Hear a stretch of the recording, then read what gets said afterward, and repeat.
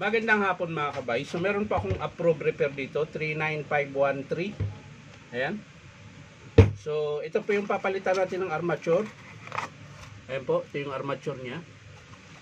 So tara mga kabay, samahan nyo po ako. So ang model pala nito mga kabay ay DWB 6800. DWB 6800. Blower non-DeWalt. So tara mga kabay, samahan nyo ko, kakabit natin. So yan mga kabay, natanggal ko na yung mga screw. Ayan. Pati yung nut. Bing na. Laglag. Ayan yung nut. Pan. At syempre yung pin mga kabay. Ayan yung maliit. Kaya kailangan tingnan nyo maigi. Baka tumalsik. Ayan. Tapos, ito na yung armature na papalitan natin.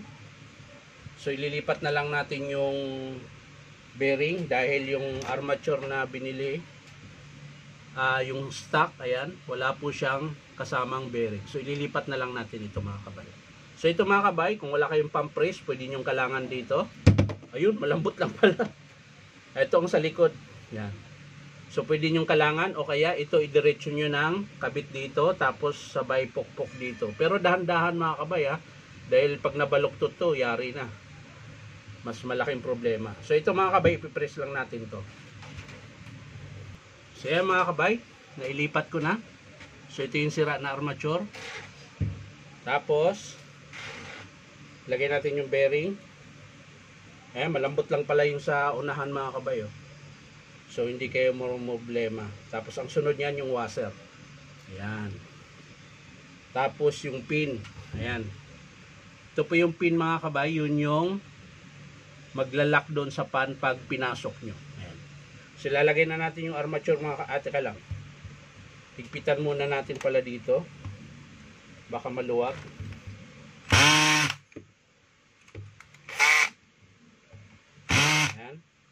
Bago natin ilagay yung armature na bago, taktak mo muna.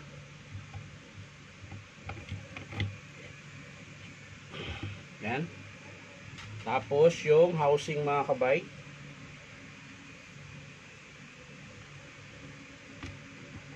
Ayan.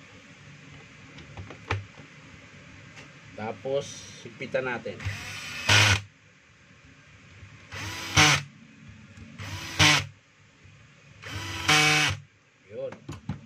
So, ang sunod yan mga kabay, yung pan. Ayan. Yung pin na pinakita ko kanina mga kabay, yung pin na bakal, dito po yan. Ayan. Mapapansin nyo, yan. Diyan po yan dapat nakabalagbag para mag-lock siya. Para pag ikot ng motor, sabay ito. So, kailangan sakto siya mga kabay para hindi po masira yung pin or pan. Ayan.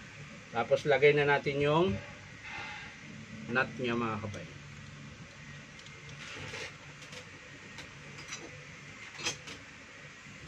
Tapos higpitan natin ng tamang-tama lang na higpit mga kabay.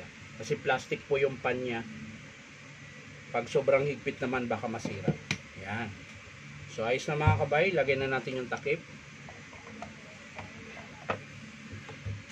Dahil inaantay po ito ng customer mga kabay.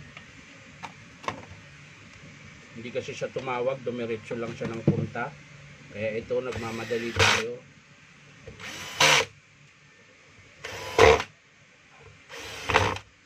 Yan, lagay natin yung carbon.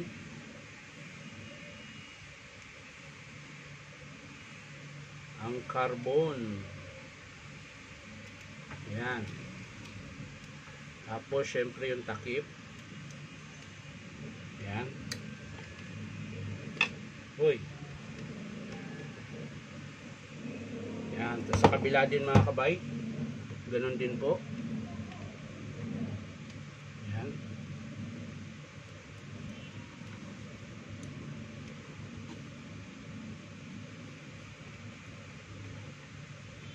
Yun. So yan mga kabay, nakabit na natin. So susubukan natin paandarin.